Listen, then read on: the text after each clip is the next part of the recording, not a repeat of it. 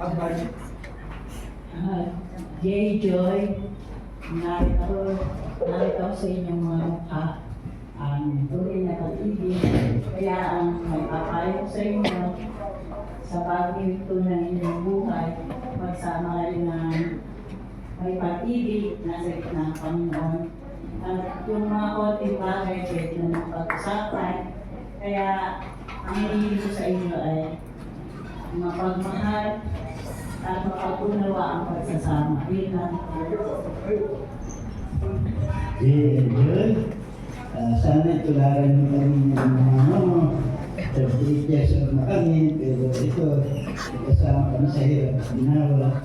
Sana'y pagkakagin niyo ang pagsasama niyo. Thank you po, napakaganda ng wisdom ninyo sa inyong mga anak. Kayo naman po. Sabi ko lang po sa mga kasama sila.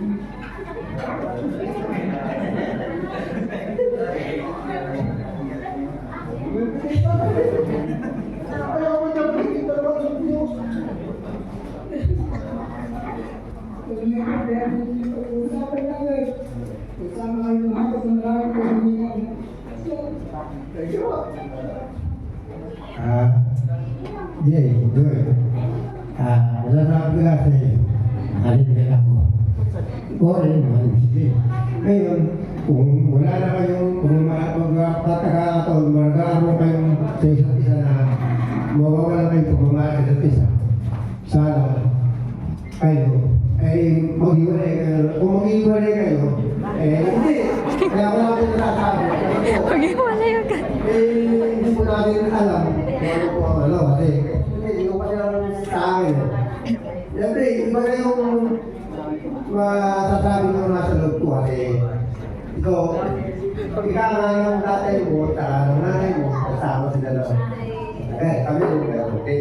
Sana, gano'n din kayo. Kasi, magkakaroon kasi tayo po na sa isa't isa kayo, magkakaroon kayo ng apuan o ano, doon dapat kayo maging matatag sa pagiging mga pagsubok na darating sa buhay niyo.